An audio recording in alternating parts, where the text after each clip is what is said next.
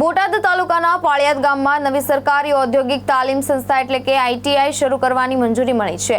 ધારાસભ્ય ઉમેશભાઈ મકવાણાની સતત રજૂઆત બાદ રાજ્ય સરકારે 4 ટ્રેડ અને કુલ 48 બેઠકો સાથે આઈટીઆઈ શરૂ કરવાનો નિર્ણય લીધો છે। રાજ્ય સરકારના શ્રમ કૌશલ્ય વિકાસ અને રોજગારી વિભાગે પાળિયાદ ગામમાં નવી સરકારી આઈટીઆઈ શરૂ કરવાની મંજૂરી આપી છે।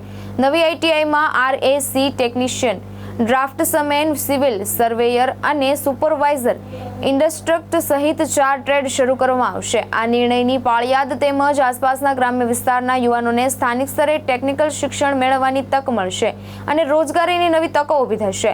મંજૂરી બદલ ધારાસભ્ય ઉમેશભાઈ મકવાણાએ મુખ્યમંત્રી ભૂપેન્દ્ર પટેલ, શ્રમ કૌશલ્ય વિકાસ અને રોજગારી મંત્રી કુંવરજી બાવળિયા તેમજ વિભાગના અધિકારીઓને આભાર વ્યક્ત કર્યો હતો। બોટાદમાં મહિલા આઈટીઆઈ શરૂ કરવા માટે પણ તેમણે સરકાર સમક્ષ માંગણી કરી છે।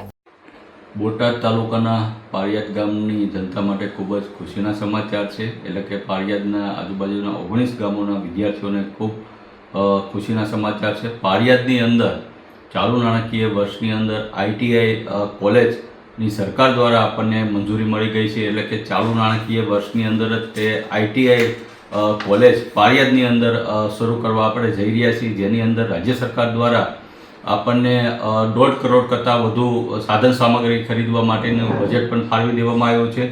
જેની અંદર આચાર્ય વર્ગ 2ની જગ્યાએ ભરવાની જાહેરાત આપણે આપી દીધેલી છે। ફોરમ ઇન્ડસ્ટ્રીઝ વર્ગ 3ની એક ભરવાની જાહેરાત આપી દીધેલી છે। આસિસ્ટન્ટ સ્ટોક કીપર વર્ગ 3 એની એક ભરવાની જાહેરાત આપી દીધી છે અને સુપરવાઇઝર ઇન્ડસ્ટ્રીયલ વર્ગ 3 એની 2ની ભરવાની જાહેરાત રાજ્ય સરકાર દ્વારા આપણે આપી દેવામાં આવી છે। એટલે કે ચાલુ નાણાકીય વર્ષની અંદર આઈટીઆઈ કોલેજ પાળિયાદની ખાતે બનવા જઈ રહી છે, જેની અંદર વિદ્યાર્થીઓને હવે બોટાદ કે અન્ય જિલ્લામાં જવું નહીં પડે। પાળિયાદમાં જ તે આઈટીઆઈ જે એઆઈ કોર્સ છે, જે ટેકનિકલ કોર્સીસ છે, એટલે કે પોતાને સ્વનિર્ભર બનવા માટેના જે કાંઈ કોર્સ છે એ પાળિયાદ ખાતે શરૂ કરવામાં આવશે। લાલજી મેર, દ્રષ્ટિકોણ ન્યૂઝ, બોટાદ।